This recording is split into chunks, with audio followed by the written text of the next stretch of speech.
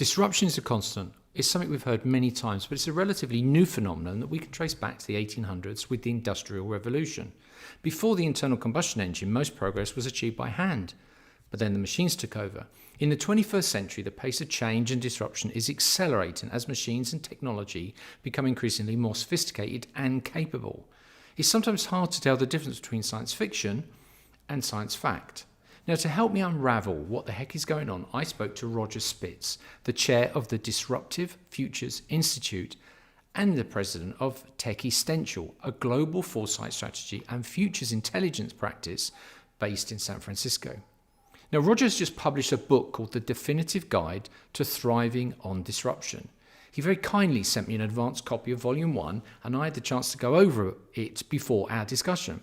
Now, what I liked about the book is that it's actually an extremely easy to read book. And by that, I mean that it's not full of techno jargon and long and complicated concepts that you just can't follow.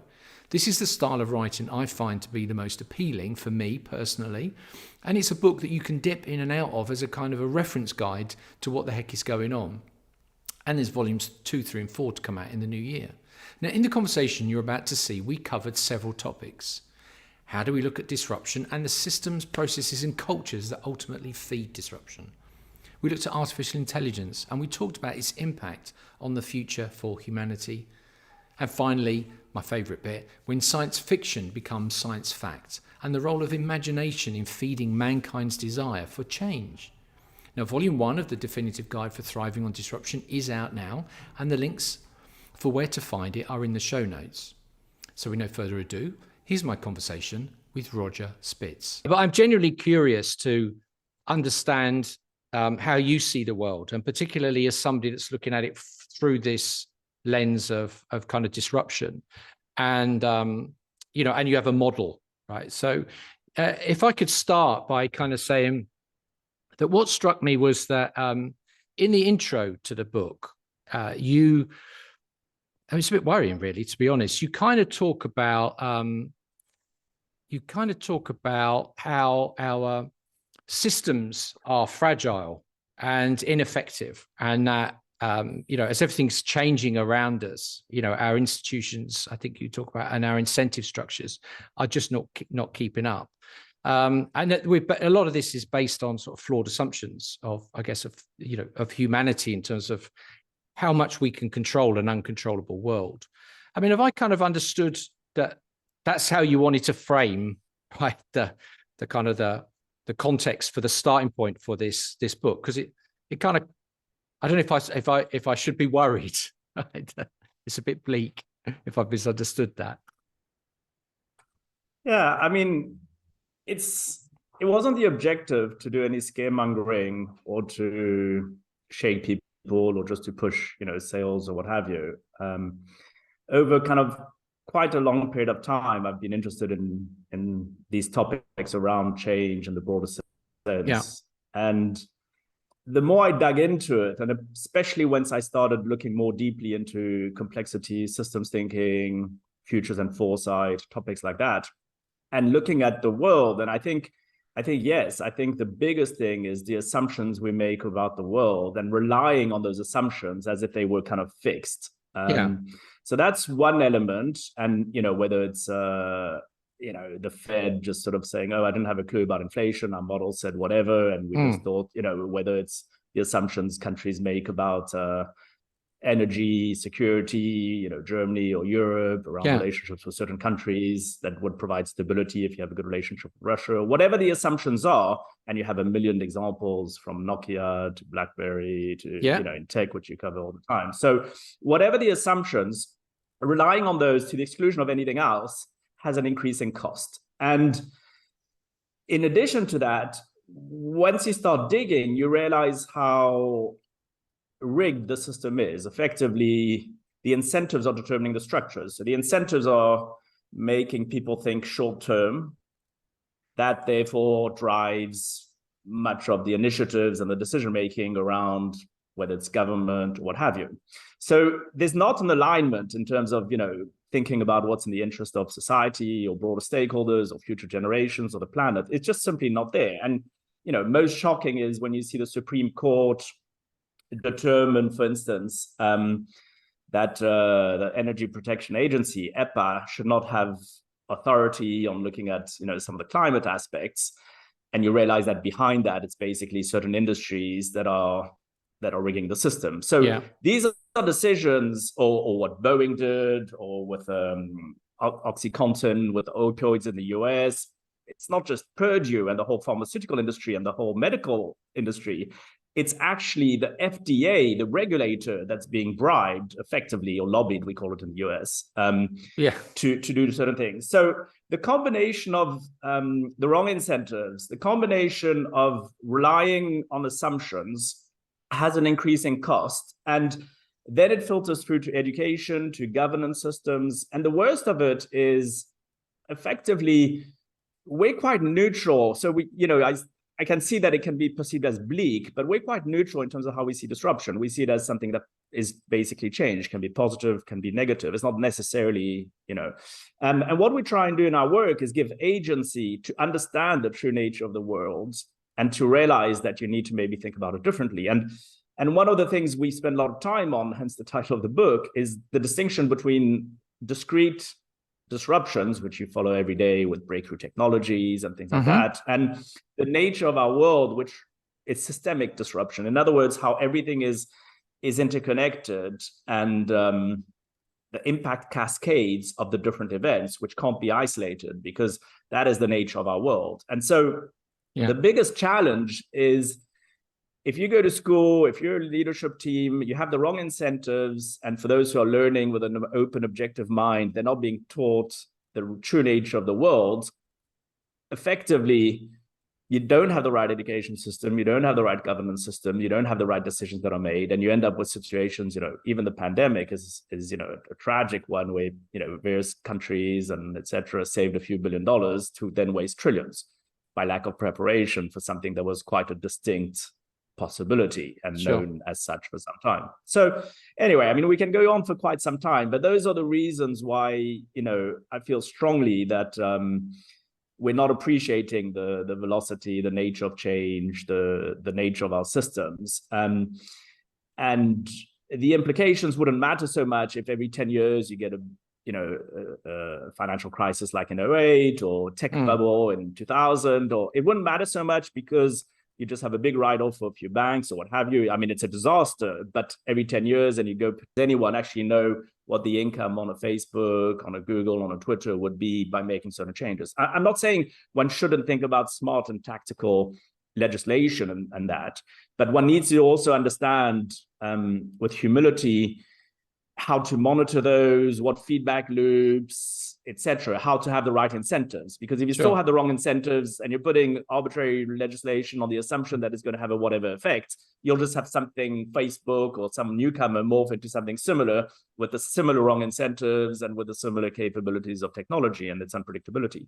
So I agree with you that there's a lot going on. I just think that the way a lot of commentators and observers oversimplify the problematics as to just legislate or tax more or whatever, it's again not necessarily appreciating the implications of incentives, the implications of worldviews, the different other multiple drivers and unpredictability of the nature of the environment we're in. I think by appreciating better what the world looks like and what you do about it and the implications of decisions and feedback loop, etc., you're more likely then to be able to address something systemically in terms of positive change than just going for and how are you able to do that, Roger, in a world people in hindsight said, well, we knew this was going to come, but the cold kind of world's reacted, and then you've got kind of a more of a political situation. I'm although I live in Spain, I'm British, so I follow UK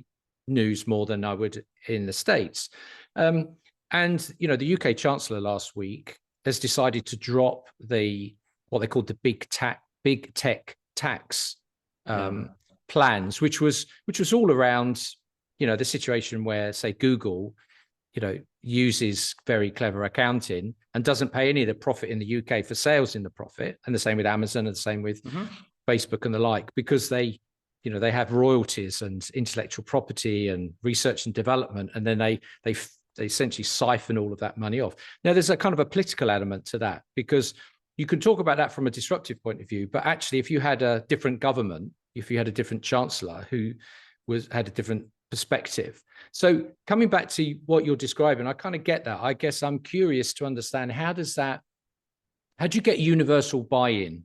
I mean, just take climate change. I mean, it beggars belief that there are still so many. Thankfully or not, there'll never be a universal view of the world, right? And I think if you push things to the extreme, you could argue that autocracy is our best place.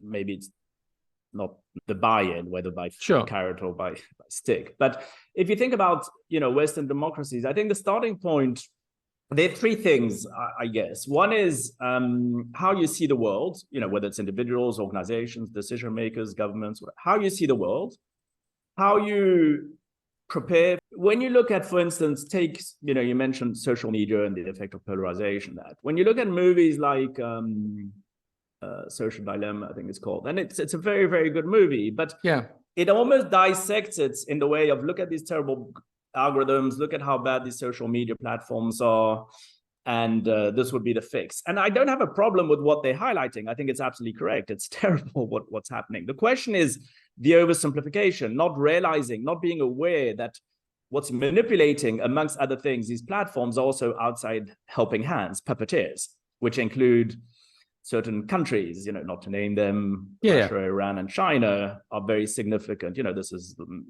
100+ studies on that, a very significant source of amplifying and achieving this maximal polarization for everything. Take Brazil elections recently, midterms, US 16, US 20, Brexit, European elections, COVID vaccination intention. It's always down the middle, to your point. And so that's when I find personally, and that's what we spend a bit of time on in the book, understanding complex systems, systemic change, and foresight is helpful. And just to give you one or two very concrete things. So number one is, the way you see the world is impacted. So that comes from education in the broader sense, learning, relearning, and learning. So it's not just school, it's how people are trained. It's how you and I learn something every day. It's how leadership teams are, etc. And with the incentives of that. So if you kind of have that learning, which evolves maybe the mindsets, that's helpful. If you then think about other levers for change, regulation and policy, so take climate, if you have certain incentives, they'll probably produce outcomes, and at least you can monitor them and disclose certain things. And with the disclosure, you monitor over time and you have a feedback loop and you address whatever legislation or policy you have in place to see whether it's effective or not. Sure. And then you can move towards other incentives, how are companies or governments incentives? So for instance, countries in certain Scandinavian countries or Canada or Singapore have very good, within the government, foresight practices that are accountable. So, a country like Finland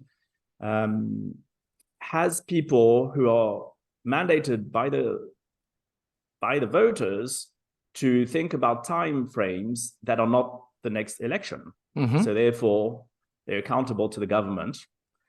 They have a say where they're looking at 10, 20, 30, 50, 100 years ahead.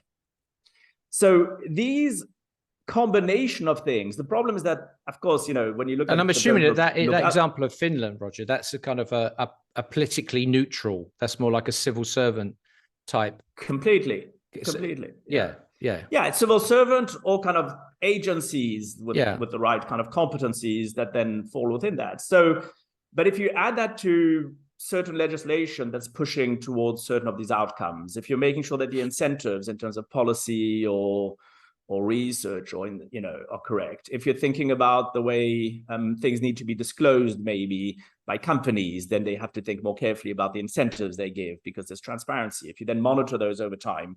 And so it's not an accident that certain of the Scandinavian countries, are more forward-looking. And, and I understand you might critique that and say, yeah, it's fine. They had loads of oil, they made tons of money, and they're one of the richest sovereign wealth funds in the world. And so it's easy to do that now.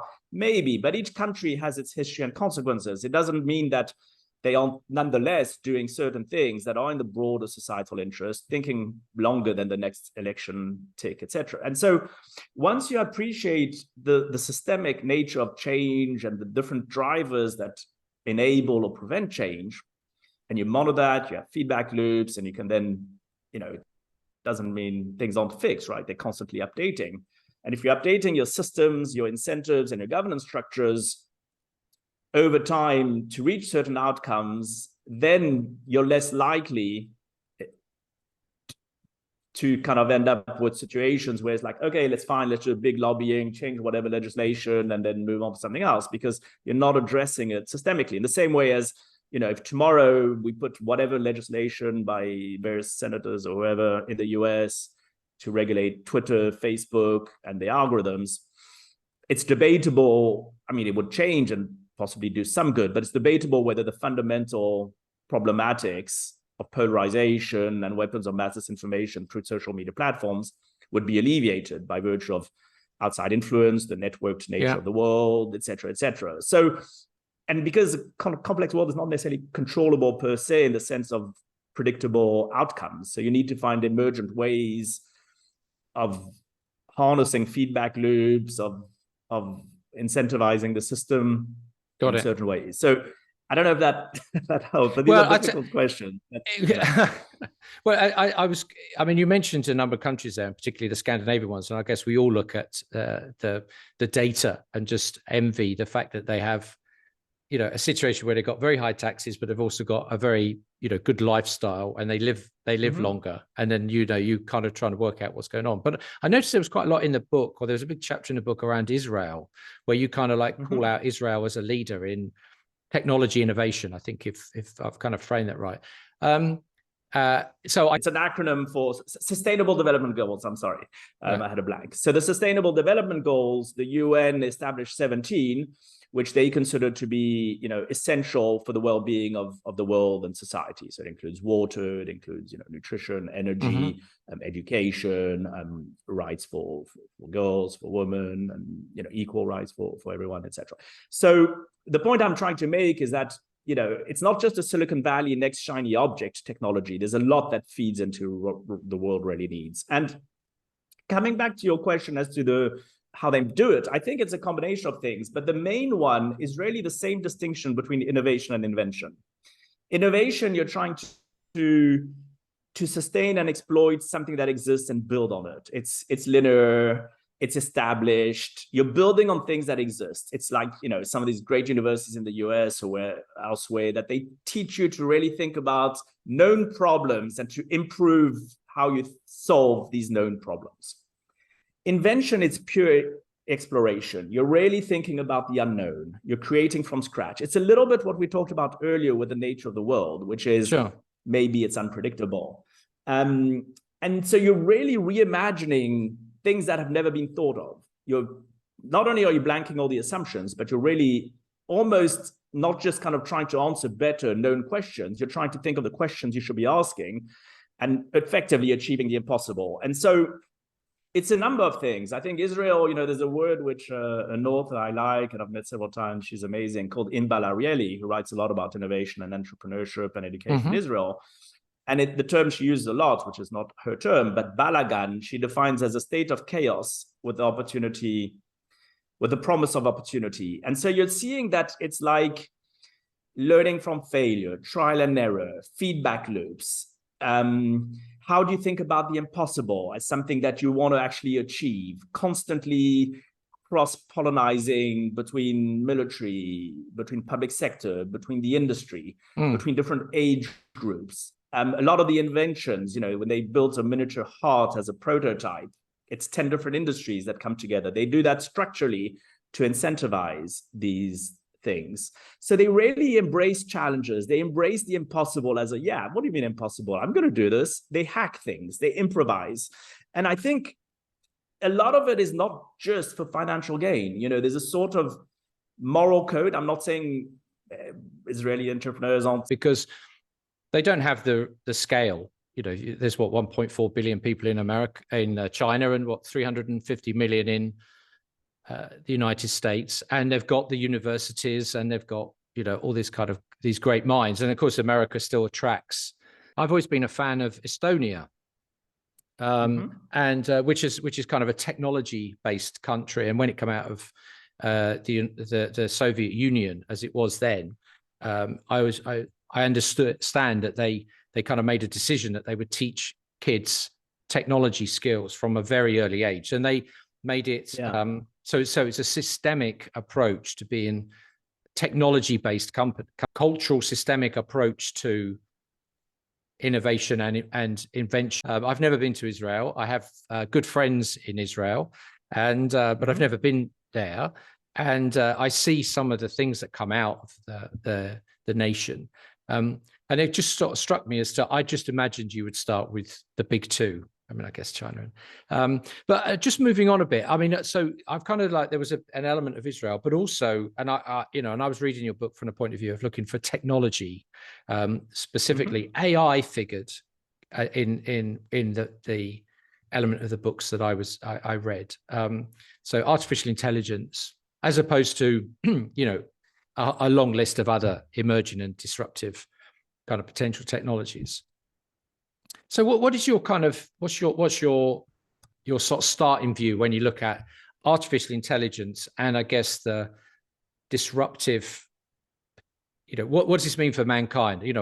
Yeah, so because we look at or try to kind of appreciate better systemic change and systemic disruption, AI is very important, but again, not necessarily just from the kind of Silicon Valley or algorithm or aspect of, AI taking over the world or whatever it is, or not even necessarily just technology. Actually, our focus and concern around AI is really in relation as it has implications on human decision-making.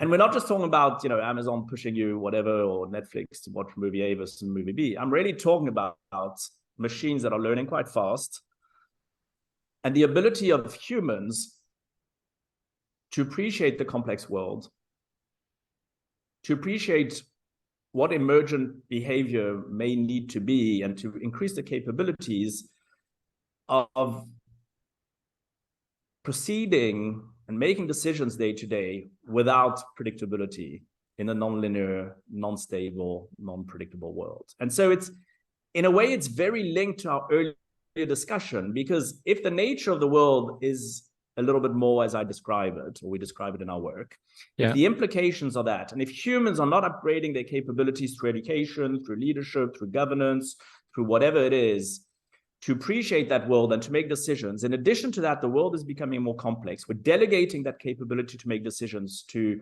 computers. Whether they understand or not those decisions, it doesn't matter. The outcomes are the same, which is that decisions are being made that are being delegated to algorithms. We're losing the understanding of things. The world is becoming too complex. We're losing the understanding of that and delegating that. So we're, in a way, dumbing down. At the same time, where anything that can be automated, cognified, decentralized, digitized, disintermediated, or virtualized will be, just by virtue of the journey and travel, velocity of change and technology, which you follow closely. So that transforms everything: economies, industries, professions, humanity. And so we do look at different aspects of technology and AI, but in the end, the real concern is connecting the dots between these things, thinking about what does it mean for us as humans, and what do we need to do to live in that systemic, complex world in a way that's positive. And so, a lot of that has to do with some of the things we've been talking about for the past, half an hour, what have you. Sure. And so that's our focus on AI. We can then dive into a million new shiny technologies and crazy stuff, and whether they work or don't work, or whether AI can actually make decisions or understand. That's fine. We can spend hours on that and have these exciting discussions. But ultimately, it boils down to one very simple thing, which is AI has a certain trajectory, which is not necessarily stopping. Whether it reaches an outcome of singularity or being as clever as humans or whatever, almost is secondary to the fact of what are the implications of human decision-making and what is humanity doing about that. Sure. It's an interesting subject for me, because I consider myself as in that broad bucket of creator, because I write a lot, and I have done for a number of years. And all of a sudden, with GPT-3 and of course GPT-4 coming along soon, you now have, and I use them, AI writing tools. In fact, I'm playing around at the moment with some AI drawing tools, and I've been getting the AI to draw different pictures of me, which some are quite humorous. But the point is, and there's a serious point to Yeah, and there's a serious point to all of this, though, Roger, because in the writing, I mean, there was a time when I would read an article, and I think there's some good points in that article, and there was some facts in there that I know it's a credible source, so they've fact checked, but I wouldn't want to just cut and paste their work, and I would think about it, and I'd say, well, and then I might take 2 or 3 or 4 articles that I know were credible, and I'd mash them up, and I'd spend a day writing 1,500 words, partly from my own point of view, but also kind of filtering, layering in some facts and points that other people have made, and and there was a skill to that, and then I have my own voice. But of course now, because everything's going so quick, and there's not enough hours in the day. What I can do now is I've even got a tool where I can get a web page where somebody's written a really good article. I can highlight the paragraphs or the sentences I like, and then an AI tool will just take my highlights and summarize them. So in the click of a few buttons, I've still read the article, but I've read it, I've read it for 10 minutes. I've highlighted the bits I like, and then out pops a summary from the machine, which is a fairly accurate summary of just the bits I'm interested from that article. And it's probably 15 minutes of my time maximum. And I've got a post for LinkedIn that looks like I've got great wisdom. I'm now displaying all my secrets. But the point is, I guess, that I kind of have this idea that whereas that, it's a bit soundbitey, but, the internet drove distribution costs to zero, and AI could drive creation costs to zero. And you could end up with a situation where a movie could be scripted, could be animated, and so there would be no need for a Tom Cruise to hang out the top of the tallest building in the world and risk his life, or jump off the back of a plane, because you could do all of that through sophisticated AI. So that's kind of, I have a particular interest in there. But in the interest of time, I wanted to just kind of move on to the next thing, which is you have, and I love this, but this kind of this notion that science fiction can teach us quite a lot. And I often draw reference to the Jetsons, because in the 1960s, the Jetsons had, they had flat screen TVs, and they had video calling, they had telehealth. They would have a medical consultation over a Zoom call. So they had all of this stuff in the 60s. The Jetsons were far ahead of their time. And of course, we talk about the metaverse, and that came from Neil Stephenson's book of 30 years ago, which was a science fiction story. So just tell me, I mean, in your words, right? How do you connect the seriousness of everything you're talking about to something which is science fiction, which you immediately sort of thinks is maybe not so serious? Yeah, so it all boils down to the same thing, which is imagination and discontinuity. So it's that invention versus innovation, right? And sure.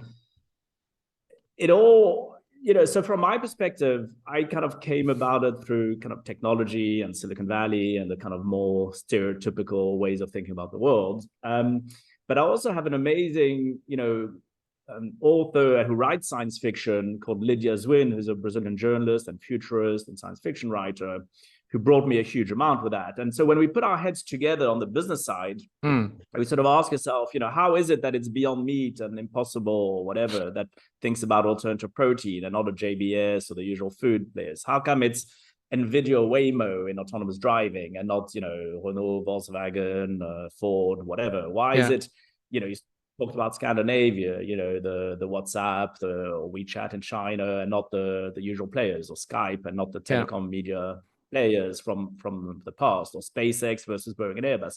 And there's actually a kind of science fiction meets futures and foresight meets. I knew he would get in some way, but Elon Musk and his vision of humans on Mars. You often think, well, that's just absurd. But I guess what he's doing is he's throwing out the art of the possible with his imagination, and you've got to admire. I mean, I'm no fan of Elon Musk, from not that I know him, but I mean from what I see, what he does. But you have to. I do admire particularly SpaceX and how they have transformed space flight, you know, the reusable rockets. I think you just think, well, maybe if you had an imagination, it might not get to Mars, but it might be that we do populate. Roger, in the interest of time, because I want to just ask you two final things. One is, so I normally say 5 years, but because you're a futurist, I'm going to say 10 years, right? So we're recording. Right? We're a bit older, and we'll be 10 years time, but we kind of like we talked about before. What is that going to be? What are we going to be saying in 10 years time, right? And you know, this is you could say whatever you want now because no one's going to hold you to it. But it's like almost like your predictions. But if you look back in 10 years time, I think the things we're talking about will continue, right? So anything can be automated, cognified, decentralized, digitized, disintermediated, virtualized. I think that will just continue with things we can't imagine. So, you know, printing kidneys, or I mean, whatever it is. So I think that degree of that feature will be very, very significant. I think AI will continue to learn, and machine learning and neural networks. I'm hoping that humanity will take stock of understanding its need to upgrade itself. I'm not talking about transhumanism. I'm just talking about using our brain with first principles and discerning minds. And education system. So I'm hoping that the society will realize the predicament we're in and address that. I think quantum will probably continue. I have no idea whether it will break through or be what everybody expects, but the directions of that, you know, the ability to have infinite simulations and that, I'm hoping will help drug discovery and some other problematics of the world. I think the decentralization and virtualization, you know, call it metaverse or what you want, will be a significant feature, whatever that looks like. There's no doubt that every day that goes by, people are spending more and more time in kind of some immersive context, and that will become more and more tangible and blurred. And maybe the final thing is the splinternet. I think that, you know, we're moving from a phase where China is just simply having digital walls or Russia or whatever countries, to actually having, you know, they supply with Huawei and ZTE a lot of the infrastructure to Africa, Southeast Asia, many Middle Eastern countries, to actually not necessarily having just one internet protocol and then people try and kind of just build a wall around it. I think you'll end up with splinternet, so the internet being split with all the ramifications of that. And I think that's inevitable that we will have that, particularly when you look at what China are doing in terms of the digital infrastructure and the digital economy that they're building, but from central bank digital currency economic unit that they're building with their relationships. You mentioned, you know, Africa, which will be the country with the largest population of young people, because China and India won't have them, and there'll be a problem in Asia. So I can see that there's going to be that rise, and there will come a point when there will become a divide in the world, which we don't have today, which through as you say, the splinternet. I get that. Yeah, interesting. Roger, that's been fascinating. Your book is out tomorrow. So tell Volume 1's out tomorrow. Yeah. So tell Volume 1. Thanks for that. So indeed, it's we've been giving courses, talks, executive programs for a few years, and people have been finding this kind of content quite relevant. So we decided to publish it for the general audience and not to force people to do, you know, executive programs. So they're 4 volumes. It's available, you know, Barnes & Noble, Amazon to order in paperback. It's available on Kindle, Apple Books, and whatever, you know, Rakuten and the usual other stuff for the ebooks. It should be available pretty much globally. The purpose is, number one, to make sense of our complex, nonlinear, unpredictable world. So how do you make sense of it? So that's Volume 1, the foundations, what's happening. Volume 2 is what tools do I have to deal with it? So it's frameworks that allow you to make decisions, to understand, to address, to drive change yourself, to better prepare, etc., for change. So Volume 2 is very much practical frameworks. Volume 3 is looking at the individual. You're an individual, you think about your career, your children, your life, education. It's beta your life. It's how do I hack this and upgrade myself and just as an individual. So it's looking at all the features of an individual is concerned about: money, health, longevity, education, etc. And Volume 4 is the business. You know, how to use systemic disruption as a driver to sustainable value creation. So it's not just, you know, bad value creation. So we spend a lot of time around governance and sustainability and that, but sustainability in the broader sense. But it's really looking at, okay, we've taken all the implications, you have your frameworks or whatever. What does it mean for business? So there's a big chapter on governance for boards and directors. There's a big chapter on space, on the next phase of digital transformation, where all the industries converge and new industries emerge. We actually kill the myth of separating different industries. And various other chapters that are very focused on business. And just a final point, maybe we talked a little bit about China and Africa. There's also a chapter there looking at China and Africa as the new centers of gravity as the world shifts in terms of population and even GDP to a degree.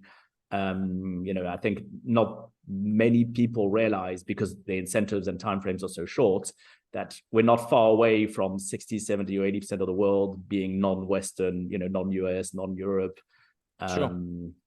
And people don't realize how insignificant the Western world will become in terms of population in a few decades, and potentially in GDP to a degree as well, as a lot of Southeast Asia and Africa, et cetera, hopefully will rise economically as well with that population. And in terms of the 4 volumes, Roger, do they stand alone individually, or is this, yes, because you talked about the individual in volume 3 and the business in volume 4. So, if I probably, I might not be interested in volume 4, but I might be interested in volume 3. They're standalone. So you don't need all... We've designed them as best as we could to introduce. And so we sometimes repeat a little bit as a kind of executive summary or highlights from other parts. But the idea is that each volume is meant to be independent and self-contained.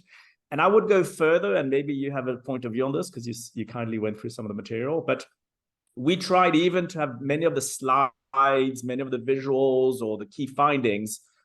If someone were to land on a page and look at a particular chapter or visual that we tried, no, not necessarily successful all the time, but to have those that are valuable. So you can almost read it from back to front, dive in, select pieces, choose a particular chapter, and still hopefully not feel disconnected from the different ideas or concepts that are being introduced.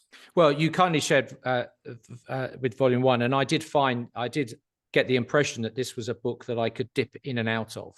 This wasn't necessarily a linear read where I would, start at the beginning and go through, and that I could go to, like, as a reference book, I could go to places around it. So I did get that impression. Look, Roger, this has been fantastic. Thank you very much for giving me your time and starting your working week off with a chat with me. I appreciate it. And what I'll do is in the show notes, I'll include links to the book and where they can find more out about you, and if people want to get in touch with you, how they can find you on LinkedIn and so on and so forth.